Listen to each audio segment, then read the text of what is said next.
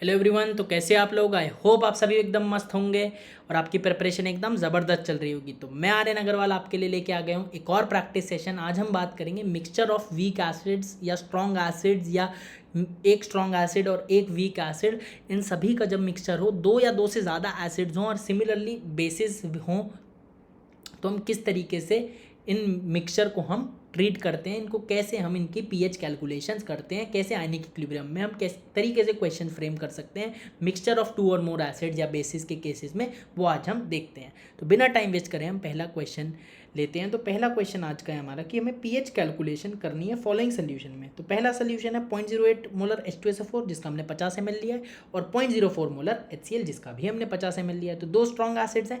तो strong acid के case में आप क्या मानते हो? कंप्लीटली डिसोसिएशन मानते हो कि स्ट्रॉन्ग एसिड का कंप्लीटली डिसोसिएशन होता एक्चुअल में बात करें तो कैसा होता है? ऑलमोस्ट कंप्लीटली डिसोसिएट होता है। कंप्लीटली एग्जैक्ट नहीं होता है, यानी कि अल्फा 1 नहीं होता है, टेंडिंग टू 1 होता है, ऑलमोस्ट नियर टू 1 होता है, 1 नहीं होता। तो अगर कभी भी के की वैल्यू दी हो स्ट्रॉन्ग इलेक्ट्रोलाइट्स के केस में भी, या स्ट्रॉन्ग एसिड के केस में के की वैल्यू, और स्ट्रॉन्ग बेसिस के केस में के बी की वैल्यू अगर दी हो क्वेश्चन में, तो आप उसको वीक एसिड या वीक बेस की तरह ही मान के क्वेश्चन को सॉल्व करोगे, तब आप उसका पार्शियल डिसोसिएशन ही मानोगे। लेकिन बाय डिफ़ॉल्ट जब तक कुछ नहीं दिया, के वैल्यूज़ नहीं दी, तब तक आप इनको स्ट्रॉन्ग इलेक्ट्रोलाइट मान के कंप्लीटली डिसोसिएशन मानोगे। तो आपका क्या निकालना है? आपको पीएच निकालना है। पीएच के लिए आपको एचआईन की टोटल कंसेंट्रेशन निकालनी है। एचआईन दो जगह से आ रहे हैं, ठीक। तो एचआईन की कॉन्सेंट्रेशन फाइनल क्या होगी? मोल्स ऑफ एचआईन अपॉन में वॉल्यूम ऑफ फाइनल सोल्यूशन। तो भाई कंसेंट्रेशन क्या होती है? मोलैरिटी क्या होती है? Mole upon volume. तो moles of H ion upon volume of final solution. तो मोल्स ऑफ एचाइन कैसे निकलेंगे? आपके एचाइन के दो सोर्सेज हैं। तो पहला सोर्स क्या है? 0.08 मोलर H2SO4। तो molarity of H2SO4 into volume करके हमारे क्या आएगा? वॉल्यूम क्योंकि ml में है तो मिली मोल्स आएंगे H2SO4 के। अगर वॉल्यूम लीटर में होता तो मोलैरिटी इंटू वॉल्यूम करके आपका मोल्स ऑफ H2SO4 आते, लेकिन अभी क्या आ जाएंगे? मिली मोल्स आ जाएंगे H2SO4 के। और एक H2SO4 दो एचाइन देता है, तो एचाइन के मिली मोल निकालने के लिए आप मोलैरिटी इंटू वॉल्यूम इंटू 2 से मल्टीप्लाई कर दोगे, क्योंकि एक H2SO4 दो एचाइन देता है। तो ये क्या आ गए? मिली मोल्स ऑफ एचाइन आ गए, जो कि H2SO4 से आ रहे हैं। Similarly milli moles of H ion from HCl निकालने के लिए आप क्या करोगे? मोलैरिटी इंटू वॉल्यूम करके, तो मिली मोल्स आ जाएंगे क्या? HCl के। और क्योंकि एक HCl एक एचाइन देता है, तो मोलैरिटी इंटू वॉल्यूम इंटू 1 करोगे इस बार, क्योंकि एक HCl एक एचाइन दे रहा है। तो ये क्या आ जाएगा? आपका milli moles of H ion coming from HCl आ जाएगा। तो ये इनको ऐड करके आपका टोटल एचाइन के मिली मोल्स आ जाएंगे, ठीक। तो आपका अपॉन में क्या? वॉल्यूम ऑफ सोल्यूशन होगा। वॉल्यूम ऑफ फाइनल सोल्यूशन क्या है? 50 + 50 100 ml हो जाएगा। मिली मिली कट जाएगा, आपका अल्टीमेटली क्या बचेगा? अल्टीमेटली आपका 50 कॉमन आउट हो जाएगा। तो बड़ी आसानी सी कैलकुलेशन हो जाएगी, कोई बहुत लंबी चौड़ी कैलकुलेशन नहीं बनेगी। तो ये क्या आ जाएगा? 10⁻⁻1 मोलर, 0.1 मोलर आ जाएगा। पीएच अगेन आपका minus log based in concentration of H plus. H ion की कॉन्सेंट्रेशन 10⁻⁻1 मोलर सब्सिट्यूट करोगे, पीएच आपका बड़े ही आसानी से 1 निकल के आ जाएगा, ठीक बात।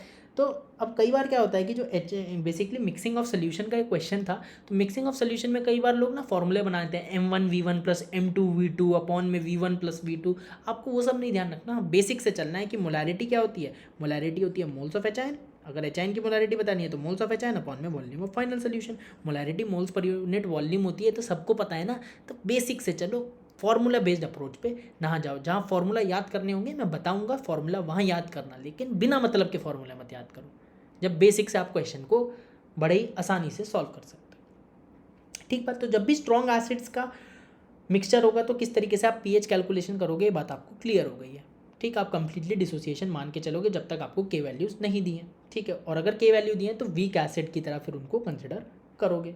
सिमिलरली बेसिस के केस में भी ऐसे होगा। स्ट्रॉन्ग बेस का अगर आपका मिक्सचर है तो आप इसी तरीके से तब OH- की कॉन्सेंट्रेशन निकालोगे, देन फर्दर POH निकालोगे पहले, देन अगर पीएच पूछिए तो पीएच आप फिर PKW- POH करके पीएच निकालोगे। लेकिन जब भी एसिड्स का केसेस हो तब आप एचाइन और पीएच से डील करो।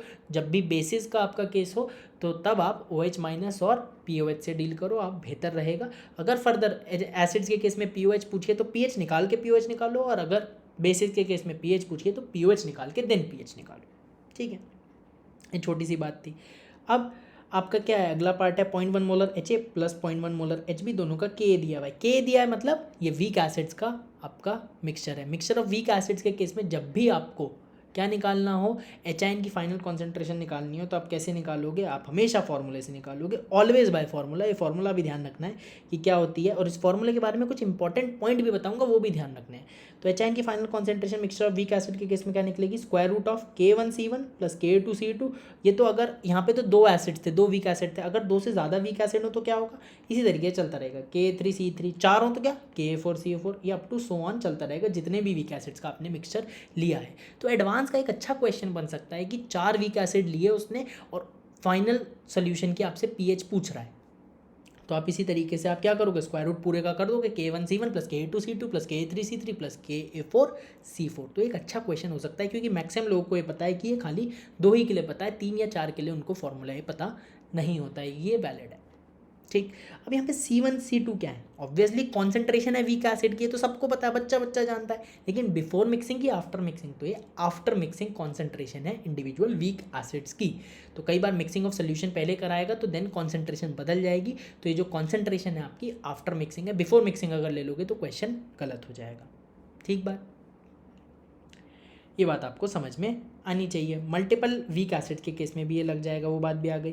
तो HIN की फाइनल कॉन्सेंट्रेशन आपकी कैसे निकल जाएगी, root K1C1 plus root K plus sorry आपका HIN की फाइनल कॉन्सेंट्रेशन कैसे निकल जाएगी, square root of K1C1 plus K2C2। Value substitute करोगे, आपकी कितना आ जाएगा, 10 के पावर -6 का स्क्वायर रूट 10 के पावर -3 मोलर, और स्क्वायर रूट ऑफ 6 निकालने की कोई ज़रूरत नहीं है, क्योंकि अल्टीमेटली आपको लॉग लेना है, तो वो चीज़ आपका वहाँ पे कैंसिल आउट हो जाएगी। कैंसिल आउट क्या, बेसिकली आपको स्क्वायर रूट लेने की ज़रूरत नहीं पड़ेगी। हालांकि अगर आपको 6 का स्क्वायर रूट याद है तो ले सकते हो, लेकिन क्वेश्चन थोड़ा टफ ही हो जाएगा, आसान नहीं होगा। ठीक है, देखो कैसे आसान हो जाएगा अगर आपने स्क्वायर रूट नहीं लिया तो। पीएच क्या हो जाएगा, देखो 3 माइनस हाफ लॉग 6 हो जाएगा। ठीक, लॉग 6 को क्या लिख सकते हो, 6 को लिख सकते हो 2 इंटू 3, और लॉग ए इंटू बी क्या होता है, लॉग अगर ए इंटू बी हो तो इसको क्या लिख सकते हो, लॉग ए प्लस लॉग बी, तो लॉग 2 इंटू 3 को लिख सकते हो लॉग 2 प्लस लॉग 3। लॉग 2 पता है 0.3, लॉग 3 पता है 0.48, वैल्यू सब्सटीट्यूट कर दिया, आपका पीएच आसानी से आ गया 2.61। अगर आप यहाँ पे स्क्वायर रूट ऑफ 6 लिख देते तो आपको क्या, अगर मैं लिख देता सपोज स्क्वायर रूट ऑफ 6 निकाल देता तो क्या होता, अगर मैं स्क्वायर रूट ऑफ 6 निकाल देता तो स्क्वायर रूट ऑफ 6 तो आपको पता होना चाहिए होता 2.45 है। तो अगर सपोज मैं इसे दूसरे तरीके से करता, यहाँ पे 2.45 लिख देता, 2.45 इंटू 10 के पावर -3, तो फिर क्या होता, मेरा जो पीएच होता वो होता 3 माइनस लॉग ऑफ 2.45।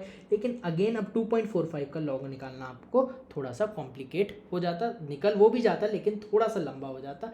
तो जब भी आपको स्क्वायर रूट वगैरह निकालने हो और जब भी लॉग आपको लेना हो आगे, तो स्क्वायर रूट मत निकालो, क्योंकि वो लॉग में वो चीज़ आसान हो जाएगी। तो मैं इस चीज़ को लिख देता हूँ एक बार, जिससे कि आप ये तरीका ना लगाओ। तो दूसरा तरीका क्या हो सकता है इसका, कि यहाँ पे जो आगे है, ठीक है, स्क्वायर रूट ऑफ 6 कितना हो गया, 2.45 इंटू 10 के पावर -3 मोलर, और यहाँ से हमारी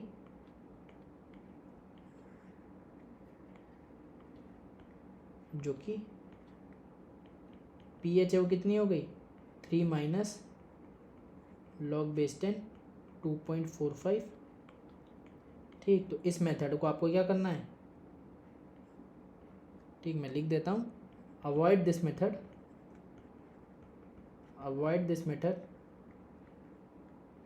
as it is more calculative. तो मोर कैलकुलेटिव मेथड को आपको अवॉइड करना है। आपको समझ में आनी चाहिए बात कि क्वेश्चन आसान कैसे बनेगा, क्वेश्चन को मुश्किल नहीं बनाना है। तो जब भी स्क्वायर रूट वगैरह यहाँ पे निकालना हो, आपको ये बात एकदम क्लिक करनी चाहिए कि भाई ये लॉग लोगे तो हाफ नीचे आ जाएगा ना, आपको स्क्वायर रूट लेना ही नहीं पड़ेगा। तो हाफ नीचे आ गया तो स्क्वायर रूट लेने की ज़रूरत ही नहीं पड़ी, क्वेश्चन आसान बन गया। तो ये इस तरीके से क्वेश्चन टफ बन सकता है। छोटी छोटी चीज़ें होती हैं जो कोई बताता नहीं है ना, क्योंकि कैलकुलेशन पे कोई ध्यान ही नहीं देता है टीचर खाली बोलता है इसके आगे सॉल्व तो तुम कर लोगे, लेकिन नहीं भाई, टीचर को बताना पड़ेगा कि किस तरीके से क्वेश्चन एक्चुअल में सॉल्व होता है, तभी तो बच्चा स्पीड विद एक्यूरेसी के साथ क्वेश्चन को सॉल्व कर पाएगा। चलो, तुम्हें ये बात समझ में आनी चाहिए कि किस तरीके से क्वेश्चन को सॉल्व करना है, जिससे कि जल्दी भी सॉल्व हो और सही भी सॉल्व हो। ठीक बात है। तो यहाँ से हमारा पीएच आ गया। तो हमने देख लिया इस क्वेश्चन में 2 पार्ट थे इसके। पहले पार्ट में हमने स्ट्रॉन्ग एसिड्स के मिक्सचर को देखा कि कैसे पीएच निकालूंगा, अगले पार्ट में हमने वीक एसिड्स के मिक्सचर को देखा। दूसरे पार्ट में तो आपको फॉर्मूला ही लगाना है और वो हमेशा ध्यान रखना, उसके बारे में इंपॉर्टेंट पॉइंट्स भी याद होने चाहिए। अगला क्वेश्चन करते हैं। इस क्वेश्चन में हमसे क्या कह रहा है कि we have to calculate concentration of H ion and concentration of dichloroacetate ion in a solution जिसमें 0.1 मोलर 0.01 मोलर HCl है और 0.01 मोलर डाइक्लोरो एसिटिक एसिड है जिसका के दिया हुआ है। अब डाइक्लोरो एसिटिक एसिड का के दिया हुआ है तो वीक एसिड ही है, और क्योंकि ऑर्गेनिक एसिड है तो एनीवेज वो वीक एसिड होता है। आपको पता है कार्बोक्सिलिक एसिड वीक एसिड की कैटेगरी में ही आते हैं। इसकी कॉन्सेंट्रेशन दी हुई है, ठीक है, और HCl तो स्ट्रॉन्ग एसिड आपका होता ही है। तो ये क्वेश्चन कैसे सॉल्व होगा, आपका पता है डाइक्लोरो एसिटिक एसिड रिवर्सिबली टूटेगा डाइक्लोरो एसिटेट आयन और एच आयन में। इस रिएक्शन के इक्विलिब्रियम कांस्टेंट को के बोल देंगे क्योंकि वीक एसिड है, पार्शियल डिसोसिएशन होगा, के दिया हुआ भी है। इनिशियली इसकी कॉन्सेंट्रेशन सी होगी, हालांकि वो दी हुई है कि सी कितना है 0.01 मोलर है, ठीक है, ये था नहीं, डाइक्लोरो एसिटेट आयन था नहीं, लेकिन क्या एच आयन होगा? इस रिएक्शन की वजह से तो एच आयन नहीं होगा, यानी कि डाइक्लोरो एसिटिक एसिड की वजह से तो यहाँ इस टाइम पे एच आयन नहीं होगा क्योंकि अभी ये कुछ टूटा ही नहीं है। लेकिन क्योंकि HCl एक स्ट्रॉन्ग एसिड प्रेजेंट है, इसकी वजह से तो एच आयन यहाँ पे होंगे, और HCl की जो कॉन्सेंट्रेशन होगी वही एच आयन की कॉन्सेंट्रेशन होगी, यानी कि 10⁻² मोलर 0.01 मोलर अगर HCl है तो वही कॉन्सेंट्रेशन एच आयन की भी होगी, क्योंकि एक तो कम्प्लीटली डिसोसिएशन हो रहा है और दूसरा एक HCl एक एच आयन दे रहा है। तो स्ट्रॉन्ग एसिड का पहली बात तो स्ट्रॉन्ग एसिड है, और दूसरा बात कि एक HCl एक एच आयन दे रहा है, तो जो कॉन्सेंट्रेशन HCl की वही कॉन्सेंट्रेशन उससे मिलने वाले एच आयन की। तो अगर हमने 0.01 मोलर को सी बोला तो ये भी सी हो गया एक तरीके से, तो एच आयन की कॉन्सेंट्रेशन T=0 पे सी होगी, लेकिन ये कहाँ से आया था? HCl से आया था, स्ट्रॉन्ग एसिड से आया था। इक्विलिब्रियम पे क्या होगा कि ये वीक एसिड है, अभी तो पूरा तो कंज्यूम होगा नहीं, तो कुछ पार्शियल कंजम्पशन होगा, सी अल्फा कंज्यूम होगा, तो बचेगा कितना? C- C अल्फा, और सी अल्फा कंज्यूम हो गया तो डाइक्लोरो एसिटेट आयन और एच आयन कितने बन गए? सी अल्फा बन गए। लेकिन एच आयन में एक कैच है कि सी पहले से प्रेजेंट था, तो टोटल एच आयन की कॉन्सेंट्रेशन कितनी हो गई? C+C अल्फा हो गई। अब अपने को अल्फा चेक करना पड़ेगा कि अल्फा 0.05 से बड़ा है कि छोटा है। क्यों चेक करना पड़ेगा भाई अल्फा 0.05 से छोटा है कि बड़ा है? इसलिए चेक करना पड़ेगा कि आप अप्रॉक्सीमेशन लगा सकते हो कि नहीं लगा सकते हो, कि आपको क्वाड्रेटिक सॉल्व करनी पड़ेगी, इसलिए आपको चेक करना ज़रूरी है। ये तो आप हमेशा ही चेक करते थे, चाहे वीक एसिड का कोई भी क्वेश्चन हो। यहाँ पे तो हमने मिक्सचर की बात कर रहे हैं, लेकिन जब मिक्सचर के क्वेश्चन नहीं भी होते थे तब भी हमने यही हैबिट डाली है कि हम हमेशा अल्फा चेक करेंगे, चाहे वीक एसिड चाहे वीक बेस। इवन आगे हम हाइड्रोलिसिस वगैरह देखेंगे, वहाँ भी ये चीज़ हमें करनी पड़ेंगी। तो अल्फा हमने चेक करा √K/C से, के की वैल्यू डाली। अल्फा किसका है? डाइक्लोरो एसिटिक एसिड का है, तो के भी किसका होगा? डाइक्लोरो एसिटिक एसिड का होगा। कॉन्सेंट्रेशन भी किसकी लेंगे? डाइक्लोरो एसिटिक एसिड की लेंगे। तो ये कितना आ गया? √2.55 आ गया। अपने को पता है √2 होता है 1.414, √3 होता है 1.732, तो √2.55 1 पॉइंट समथिंग ही होगा। इन दोनों के बीच में कहीं लाई करेगा, सपोज 1.5 होगा या जो भी होगा, ठीक है, तो लेकिन 1 पॉइंट समथिंग ही होगा, यानी कि 1 से बड़ा ही होगा। और अल्फा 1 से बड़ा? अल्फा तो 1 से बड़ा हो ही नहीं सकता, अल्फा तो 1 से छोटा हो सकता है, या एट मैक्स अगर कंप्लीटली डिसोसिएशन हो गया तो अल्फा 1 हो सकता है। भाई बताओ मुझे, अल्फा क्या 1 से बड़ा हो सकता है? अल्फा मैक्सिमम कितना हो सकता है? 1 हो सकता है। तब आपका अगर अल्फा 1 हो गया तो रिमेनिंग अमाउंट कितना बच गया? इसका 0 बच गया, मतलब पूरा का पूरा ये कन्वर्ट हो गया। डाइक्लोरो एसिटिक एसिड पूरा का पूरा डाइक्लोरो एसिटेट आयन और एच आयन में कन्वर्ट हो गया, यानी कि इरिवर्सिबल रिएक्शन हो गई अगर अल्फा 1 हो गया। लेकिन अगर अल्फा 1 से ज़्यादा हो गया तो भाई ये तो वैल्यू फिर नेगेटिव हो जाएगी। अगर आप अल्फा को 1 से ज़्यादा 1 पॉइंट कुछ भी ले लोगे, ठीक है, 1 पॉइंट जैसे कि समथिंग आ रहा है, तो 1 पॉइंट कुछ भी ले लो, 1.5 ले लो या 1 पॉइंट जो मर्जी वो ले लो, 1.1 1.414 और 1.732 के बीच में, तो 1.5 लेना बेहतर है। तो 1.5 ले लोगे तो क्या आ जाएगा? C-1.5C, यानी कि माइनस का 0.5C, यानी कि कॉन्सेंट्रेशन क्या आ गई? नेगेटिव, जो कि आ ही नहीं सकती। तो अल्फा तो ये पॉसिबल ही नहीं है, ये तो एक एकदम हमारा गलत ही अल्फा आ रहा है, अनरियलिस्टिक अल्फा आ रहा है। तो हमें क्वाड्रेटिक सॉल्व करके ही करेक्ट निकालना पड़ेगा अल्फा, ठीक। तो क्वाड्रेटिक क्या हो जाएगा? Ka क्या बनेगा? डाइक्लोरो एसिटेट आयन की कॉन्सेंट्रेशन जो कि C अल्फा है, मल्टीप्लाई बाय एच आयन की कॉन्सेंट्रेशन जो कि C+C अल्फा है, divided by dichloro acetic acid की कॉन्सेंट्रेशन जो कि C- अल्फा है, ठीक है। C की वैल्यू हम डाल देंगे जो कि 0.01 मोलर है, ठीक है, और K की वैल्यू अपने को दी हुई है। तो यहाँ से हमारी क्वाड्रेटिक बन जाएगी, श्रीधराचार्य फॉर्मूला बनेगा, ठीक है। पॉजिटिव वाला ही रूट लेंगे, नेगेटिव वाला नहीं लेंगे। क्यों नहीं लेंगे? क्योंकि अल्फा नहीं तो नेगेटिव आ जाएगा और अल्फा नेगेटिव नहीं हो सकता, ठीक। अल्फा तो हमारा 0 से 1 के बीच में ही लाए करेगा। यहाँ पे थोड़ी सी कैलकुलेशन होगी, थोड़ा सॉल्व करना पड़ेगा। अल्टीमेटली ये क्या बन जाएगा? अल्फा आ जाएगा हमारा माइनस का 3.55 प्लस √22.8025 अपॉन में 2, ठीक। तो 22.8025 का स्क्वायर रूट अगर आपको एग्जैक्टली पता है, क्वेश्चन में दिया हुआ है 4.775, तो कोई दिक्कत ही नहीं, आप एग्जैक्टली क्वेश्चन सॉल्व कर दोगे एकदम। लेकिन अगर नहीं दिया हुआ तो आपको इसका स्क्वायर रूट निकालना पड़ेगा और मैं क्या करूँ, इसका अप टू 2 डेसिमल प्लेसेस ही निकालने, यानी कि 22.8 का ही हम स्क्वायर रूट निकाल लें। अपने को ये ट्रिक पता होनी चाहिए। 22.8 का अगर आपको स्क्वायर रूट निकालना है तो जिस भी नंबर का स्क्वायर रूट निकालना है वो तो आपका क्या हो गया, p हो गया। और q क्या है, जिस नंबर का स्क्वायर रूट निकालना है उसके आसपास का कोई नंबर जिसका स्क्वायर रूट पता है। तो 22.8 के आसपास का कौन सा नंबर है जिसका स्क्वायर रूट पता है, 25 है, जिसका स्क्वायर रूट पता है 5 है। ठीक, तो 22.8 आपका p हो गया, 25 q हो गया, वैल्यू सब्सटीट्यूट कीजिए, आंसर आ जाएगा 4.78, जो कि आपका 4.775 के बहुत ही पास है, यानी कि इतना आपका चल सकता है। ठीक, बहुत ज़्यादा आपका एरर नहीं आया है। तो जब आप वैल्यू डाल दोगे 4.78 यहाँ पे, तो आपका अल्फ़ा कितना आ जाएगा, अल्फ़ा आ जाएगा आपका, अल्फ़ा आपका अप्रॉक्सीमेटली आ जाएगा 0.615 आ जाएगा। ठीक है, तो अल्फ़ा एक बार आपका 0.615 आ गया तो एच की कॉन्सेंट्रेशन कितनी है, C plus C alpha, C common out हो जाएगा, 1 प्लस अल्फ़ा बचेगा। C 10 के पावर माइनस 2 मोलर है। ठीक, C 10 के पावर माइनस 2 मोलर है, तो आपका C अप्रॉक्सीमेटली कितना आ जाएगा, आपका 10 के पावर माइनस 2 इंटू 1 प्लस 0.615, यानी कि अल्टीमेटली आपकी एच की कॉन्सेंट्रेशन कितनी आ गई, आपका 1.615 इंटू 10 के पावर माइनस 2 मोलर आपकी निकल के आ गई। सिमिलरली डाइक्लोरो एसीटेट आयन जिसकी कॉन्सेंट्रेशन हमसे पूछ रहा है वो कितनी है, आपकी C अल्फ़ा है। ठीक है, C की वैल्यू पता है 10 के पावर माइनस 2 मोलर, अल्फ़ा हमने यहाँ से निकाला, यहाँ डाल देंगे। आपकी अल्टीमेटली डाइक्लोरो एसीटेट आयन की कॉन्सेंट्रेशन कितनी आ गई, 6.15 इंटू 10 के पावर माइनस 3 मोलर। अगर आपको एग्जैक्ट इसका स्क्वायर रूट पता होता तो आप एग्जैक्ट वैल्यू भी निकाल सकते थे, लेकिन बहुत ज़्यादा अंतर नहीं आता। अप टू 2 डेसिमल प्लेसेस आपका आंसर सही आ रहा है। तो अप टू 2 डेसिमल प्लेसेस अगर आपका आंसर सही आ रहा है तो उसमें कोई दिक्कत वाली बात नहीं है, आपका आंसर सही आ जाएगा, मैच ऑप्शन कर जाएगा, सब्जेक्टिव में भी आपका आंसर कंसिडर कर लिया जाएगा। ठीक है, तो ये बात समझ में आ गई। अब अगला क्वेश्चन करते हैं। इस क्वेश्चन में बेसिकली कुछ खास नहीं था। इस क्वेश्चन में आपको एक वीक एसिड था, एक स्ट्रॉन्ग एसिड था। अभी हमने स्ट्रॉन्ग एसिड का मिक्सचर देख लिया, एक 2 वीक एसिड्स का मिक्सचर देख लिया, एक स्ट्रॉन्ग एसिड एक वीक एसिड का मिक्सचर देख लिया।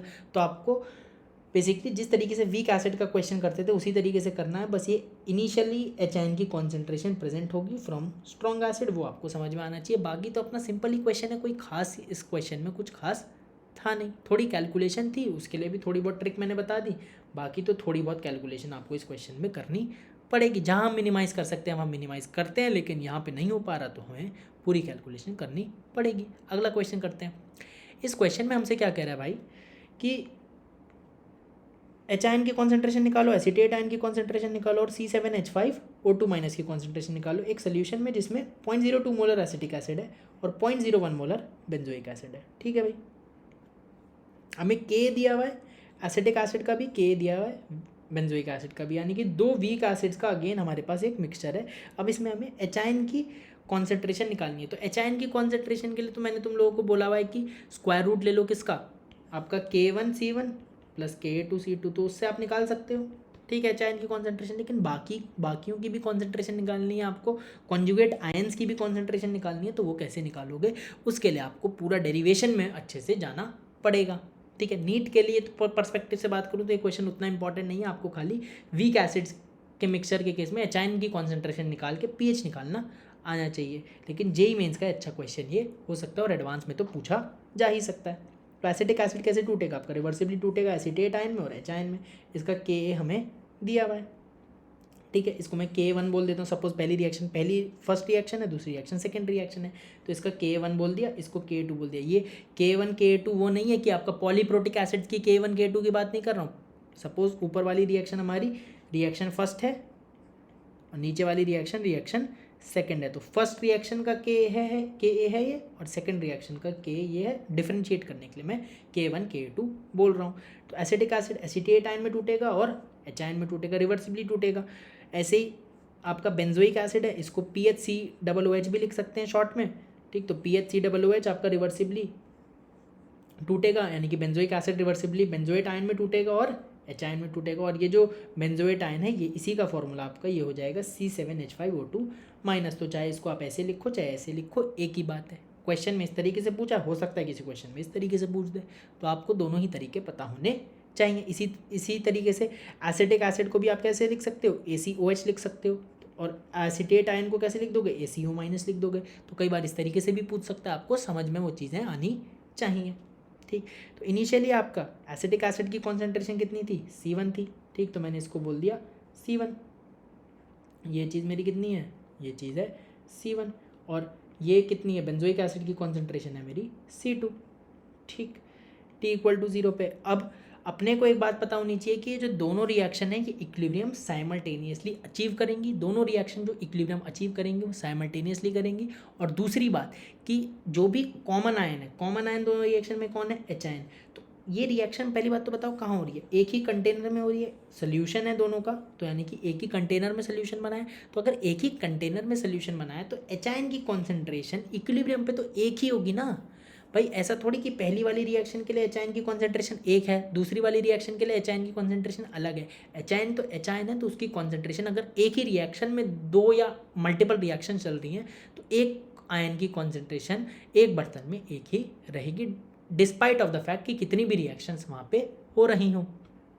और पहली बात मैं बता ही चुका हूँ कि इक्विलिब्रियम साइमल्टेनियसली अचीव होगा। तो इनिशियली सपोज C1 कॉन्सेंट्रेशन इसकी है, ये नहीं था, ये नहीं था, तो इक्विलिब्रियम पे क्या होगा, C1 में से X कंज्यूम होगा, ठीक है। तो ये कितना बन जाएगा, X बन जाएगा, X आपका एसिटेट आयन और X आपका H-आयन बन जाएगा, ठीक है। हालांकि साइमल्टेनियसली इक्विलिब्रियम अचीव करते हैं, लेकिन हम सॉल्व तो एक एक करके ही करते हैं। हम जो अमाउंट का डिस्ट्रीब्यूशन करते हैं वो पहले ऊपर वाले में करते हैं, फिर दूसरे वाले में करते हैं, ठीक है।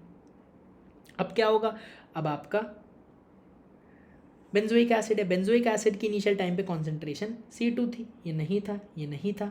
अब आपका क्या होगा, इक्विलिब्रियम पे C2 में से कुछ Y अमाउंट कंज्यूम होगा, क्योंकि Ka की वैल्यू अलग अलग है, तो यहाँ पे X कंज्यूम हुआ तो यहाँ पे Y कंज्यूम होगा, तो यहाँ पे Y प्रोड्यूस होगा आपका बेंजोएट आयन, और यहाँ पे कितना H-आयन आपका Y प्रोड्यूस होगा। लेकिन ऊपर वाले से H-आयन X प्रोड्यूस हो रहा था, नीचे वाले से H-आयन Y प्रोड्यूस हो रहा था, तो टोटल कॉन्सेंट्रेशन H-आयन की कितनी कहलाएगी, X+Y कहलाएगी, क्योंकि H-आयन तो H-आयन है, ऊपर से मिलने वाला चाहे नीचे से मिलने वाला, तो ऊपर से जो मिल रहा है और नीचे से जो मिल रहा है उन दोनों को ऐड करके आप फाइनल कॉन्सेंट्रेशन, यहाँ पे नेट कॉन्सेंट्रेशन इक्विलिब्रियम पे हमारी जो होगी वो लिखोगे, ठीक। तो X+Y होगी यहाँ पे कॉन्सेंट्रेशन, यहाँ भी X+Y होगी, ठीक। अब अपने को क्या पता होना चाहिए, अपने को ये इन जब भी वीक एसिड्स का मिक्सचर वाला क्वेश्चन हो, एक बात ये पता होनी चाहिए कि दोनों अल्फा को आप नेग्लिजिबल कंसिडर करोगे, नहीं तो क्वेश्चन सॉल्व करना आपके लिए काफ़ी मुश्किल हो जाएगा। तो एक ये बात हमेशा ध्यान रखो कि हमेशा आप अल्फा को, दोनों ही अल्फा, यानी कि आपने दो वीक एसिड लिए ना, दो या उससे ज़्यादा भी वीक एसिड लेते तब भी आप क्या करते, जब भी मिक्सचर ऑफ वीक एसिड्स होंगे तो सभी अल्फा को आप नेग्लिजिबल कंसिडर करोगे, यानी कि यही मानोगे कि x बहुत छोटा है C1 से और y बहुत छोटा है C2 से, यानी कि C1 माइनस एक्स को अप्रॉक्सीमेटली C1 लिख सकते हैं और C2 माइनस वाई को अप्रॉक्सीमेटली C2 लिख सकते हैं, क्योंकि x बहुत छोटा है in comparison to C1 and y बहुत छोटा है इन कंपैरिजन टू C2। वही 1 करोड़ से 10 रुपये जाएंगे तो आपका लगभग 1 करोड़ ही बचेंगे, वही वाली बात ये है। तो K1 हमारा क्या हो जाएगा, K1 हो जाएगा हमारा एसिटेट आयन की कॉन्सेंट्रेशन X मल्टीप्लाई बाय H-आयन की कॉन्सेंट्रेशन जो कि X+Y है, लेकिन आप इसे क्या लिख दोगे, X+Y लिख दोगे, ठीक है। और डिवाइडेड बाय एसिटिक एसिड की कॉन्सेंट्रेशन जो कि है C1 माइनस एक्स, लेकिन C1 माइनस एक्स को अप्रॉक्सीमेटली C1 लिख सकते हो, तो ये लिख दोगे। सिमिलरली K2 को क्या लिख सकते हो, K2 को बेंजोएट आयन की कॉन्सेंट्रेशन Y मल्टीप्लाई बाय H-आयन की कॉन्सेंट्रेशन X+Y और डिवाइडेड बाय बेंजोइक एसिड की कॉन्सेंट्रेशन जो कि होगी तो C2 माइनस वाई, लेकिन C2 माइनस वाई को अप्रॉक्सीमेटली C2 लिख सकते हो यहाँ पे, तो C2 लिख दोगे। अब यहाँ से K1 C1 क्या हो जाएगा हमारा, x into X plus Y, और साथ ही साथ K2 C2 क्या हो जाएगा, y into X plus Y. हम दोनों इक्वेशन को क्या कर देंगे, यहाँ पे ऐड कर देंगे, 1+2 कर देंगे, तो यहाँ से क्या आएगा हमारे पास x² प्लस एक्स वाई, और यहाँ से क्या आएगा xy प्लस वाई स्क्वायर। जब दोनों को ऐड कर दोगे तो क्या आएगा x² plus 2xy plus Y square, तो यानी कि अल्टीमेटली क्या बन जाएगा x प्लस वाई का whole square. Left hand side पे क्या बन जाएगा x प्लस वाई का होल स्क्वायर, और राइट हैंड साइड पे बन जाएगा K1 C1 plus K2 C2।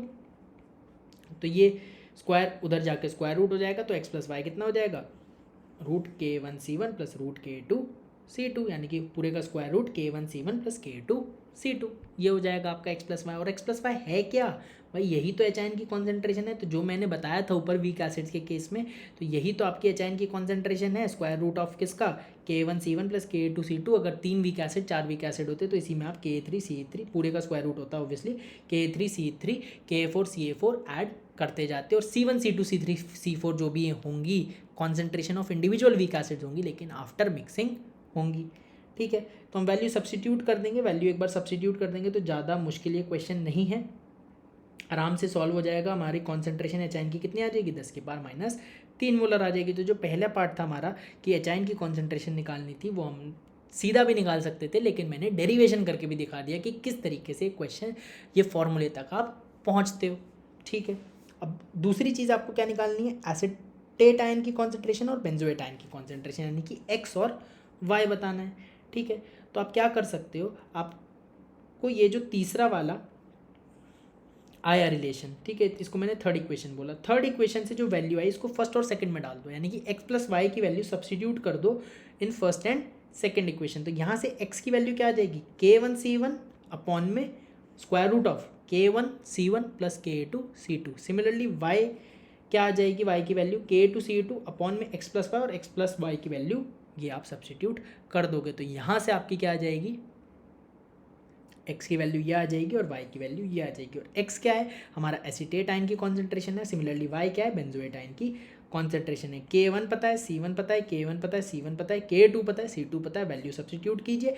ठीक है, और इंटेलिजेंटली अगर क्वेश्चन सॉल्व करना है तो यहाँ पे पूरी root K1C1 plus root K2C2 की वैल्यू सब्स्टिट्यूट ना करते हुए आप क्या सीधा निकाल लो, आप HN आपने पहले ही निकाल के रखा है, यानी कि square root of K1C1 plus K2C2 आप पहले ही सॉल्व कर चुके हो, जो कि 10⁻³ आया है। तो सीधा 10⁻³ डिनोमिनेटर में दोनों ही केसेस में डाल दो।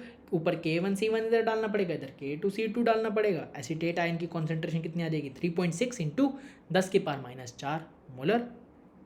सिमिलरली बेंजोएट आयन की कॉन्सेंट्रेशन कितनी आ रहेगी, 6.4 इंटू 10⁻⁴ मोलर, जो कि क्वेश्चन में किस फॉर्म में पूछा गया, C7H5O2 माइनस की कॉन्सेंट्रेशन। तो वही बात है, आपकी कॉन्सेंट्रेशन वहाँ निकल के आ जाएगी ये। ठीक है,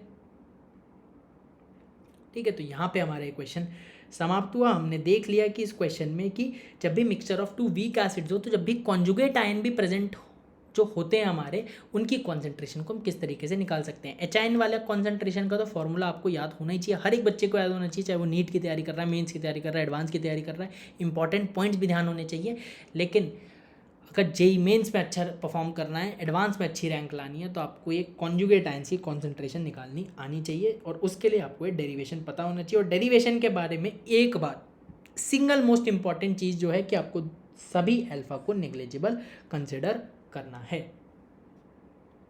तब आप उसको आराम से क्वेश्चन को सॉल्व कर लोगे। फिर क्वेश्चन में कुछ बहुत लंबी चौड़ी चीज़ रॉकेट साइंस क्वेश्चन में नहीं है, क्वेश्चन सॉल्व आराम से हो जाएगा। तो आई होप आपको ये बात समझ में आई होगी, आपको समझ में आया होगा कि मिक्सचर ऑफ एसिड्स जब हमारे होंगे, स्ट्रॉन्ग एसिड्स का मिक्सचर होगा, वीक एसिड्स का मिक्सचर होगा, strong acid plus weak acid का मिक्सचर होगा, तो हम किस तरीके से क्वेश्चंस को सॉल्व करते हैं। सिमिलरली बेसिस के लिए भी चीज़ें चलती हैं, तो बिना मतलब कि बेसिस के भी क्वेश्चन करा के वीडियो को लंबा नहीं करते हैं, इतना ही रखते हैं, प्रिसाइज रखते हैं, क्रिस्प मैनर में रखते हैं, जिससे कि आप फटाफट चीज़ों को देखें और इम्बाइब कर पाओ, बढ़िया से परफॉर्म कर पाएँ एग्जाम में। तब तक के लिए मेहनत करते रहो, bye bye, take care, all the very best. आपका सब बहुत बढ़िया से होगा, डोंट वरी अबाउट इट।